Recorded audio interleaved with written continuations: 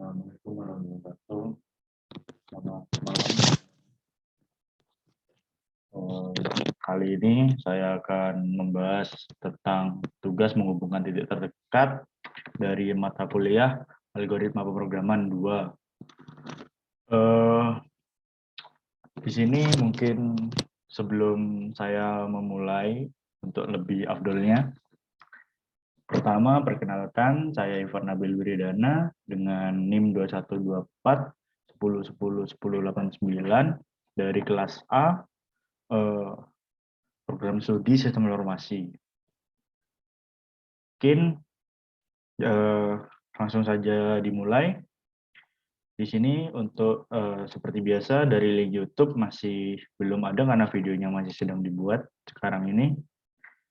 Dan selanjutnya kita langsung mulai ke penjelasan program dulu ya. Di penjelasan program, pada tugas kali ini diperintahkan untuk membuat sebuah program yang dapat menghubungkan titik-titik dari inputan koordinat yang telah dimasukkan oleh user. Syarat dari programnya sendiri ada 3, yaitu yang pertama, titik-titik tersebut harus merupakan titik yang terdekat dengan titik yang telah memiliki garis penghubung.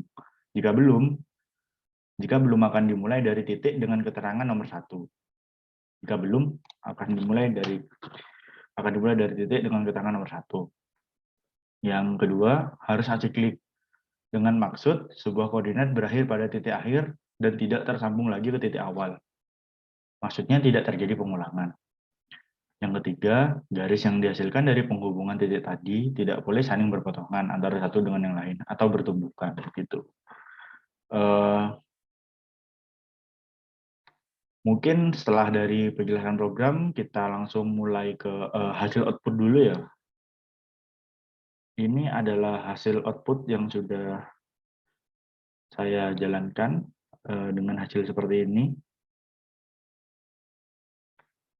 Ya, dapat dilihat.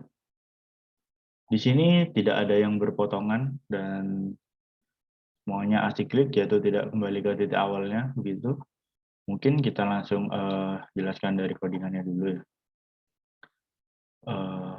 Kita langsung mulai dari penjelasan codingan. Yang pertama itu mengimport modul TK-Inter ASTK. Yang pertama seperti tugas kita sebelum-sebelumnya, pertama kita import TK-Inter ASTK dan import math. Setelah itu kita Windows TK yang ini Windows title itu untuk merubah title di dalamnya itu menjadi spanning tree. Dan di sini Canva spec untuk mengukur ukurannya, untuk menginput ukuran dari kanvasnya itu sendiri, yaitu dengan tinggi dan lebar 1000. Dan untuk penjelasan lebih jelasnya mungkin tidak usah saya bacakan, ini sudah dapat dilihat di sini. Saya jelaskan secara singkat saja biar lebih mudah dipahami. Yang kedua, codingan yang kedua itu yang bagiannya dev. Di dalam yang sini itu, di dev.n itu, ada for urutan in range-nya, ada yang harus kita masukkan itu ada titik inputannya. Setelah itu dari Canvas create oval-nya, mungkin langsung saya baca saja dari sini, menggunakan dev dengan parameter n, lalu pada variabel tempat dengan list kosong yang digunakan untuk menyimpan inputan. Menggunakan for untuk membuat sebuah perulangan pada program, dan menginputkan titik file test case. File test case-nya itu kita lihat ada di sini. Test case 1 kita buka dulu. Ini file test case-nya ya. Ini test case 1 dan ini test case 2-nya. Ya, ini. Oke. Kita lanjutkan. Selanjutnya pada variabel x mengcasting menjadi tipe integer karena di file test case masih bertipe string. Lalu menggunakan split untuk memberi jarak pada titik yang telah ditampung di list kosong. Pada variabel tempat dan hanya akan diambil indeks ke 0 saja. Pada variabel y juga berlaku hal yang sama, tetapi diambil dari indeks pertama. Pada create oval digunakan untuk mengatur ukuran dan warna dari titik yang dibuat. Warna dari titik yang dibuat bisa kita lihat di sini saya menggunakan merah, maka dari itu hasil dari inputannya menjadi merah. Nah, Jika ini saya ubah menjadi biru, maka di sini juga akan berubah. Warna inputannya tuh jadi biru. Titik-titiknya itu, titik-titik merahnya akan menjadi biru atau diubah ya warna lain. Selama warnanya masih dapat terdeteksi oleh VS Code-nya, Python-nya, mungkin masih bisa digunakan warna lain gitu, jika bosan dengan warna merah. Selanjutnya, pada kode ini def jarak titik 1, titik 2. Dengan codingan ini digunakan untuk menghitung jarak menggunakan def dengan parameter titik 1 dan titik 2. Menggunakan .sqrt untuk mencari hasil dari perpangkatan dan .potw untuk membuat perpangkatan. Kemudian mengembalikan nilai yang tersimpan di variabel menggunakan return.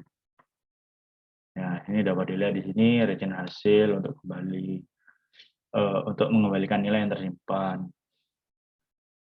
Selanjutnya dari def panjang minimum list bisa index. Pada kode ini digunakan untuk mengambil nilai minimum. Dapat dilihat di sini. Dapat dilihat di sini panjang minimum yang dicari, jadi itu untuk mengambil nilai minimum dari data yang telah disimpan.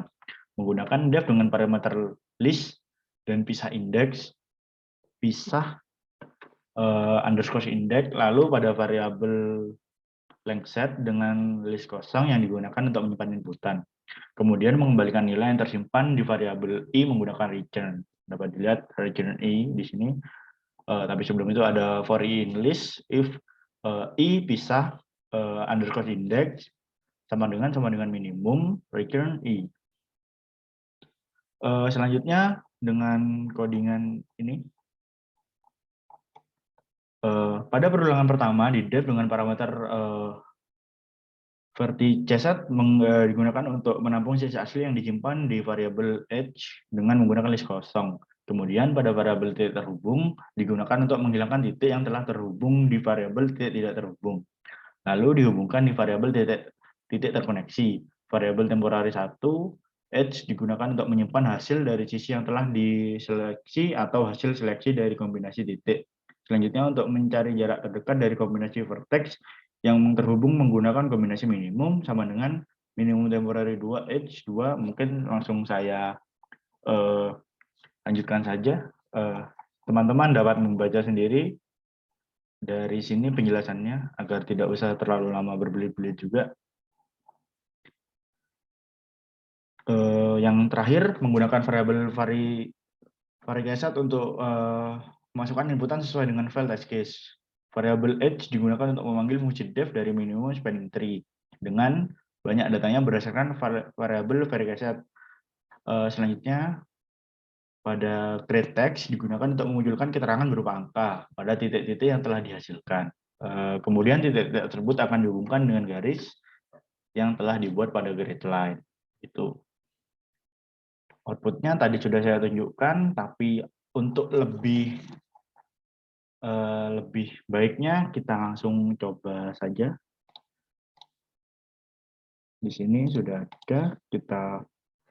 Saya mengopennya menggunakan git bash here. Di sini kita lihat apakah share screen mau masuk. Oke. Di sini kita masukkan dulu aplikasinya Python dengan file codingannya tugas 11.py dan file yang ingin di open test case 1.txt. Lihat apakah teropen ya, bisa dilihat sama seperti yang sudah saya jelaskan tadi. Kita lihat dari tujuan yang diharapkan di atas. Hal yang harus dilakukan itu titik tersebut harus merupakan titik yang terdekat dengan titik yang telah memiliki garis terhubung. Kita lihat yang pertama. Titiknya merupakan titik terdekat yang memiliki garis hubung. Ya, sudah benar. Lalu yang kedua harus asiklik dengan maksud sebuah koordinat berakhir pada titik akhir dan tidak tersambung lagi ke titik awal. Harus asiklik. Tidak ada tidak ada looping, maksudnya tidak ada looping kembali ke awal begitu. Itu yang ketiga, garis yang dihasilkan dari penghubungan titik tadi tidak boleh saling berpotongan antara satu dengan yang lain. Dapat dilihat di sini tidak ada garis yang berpotongan satu dengan yang lainnya. Semua ada pada jalurnya dan tidak saling berpotongan. Baik, kita langsung open test case kedua saja. Pertama kita close dulu ini. Kita Python tugas 11 PY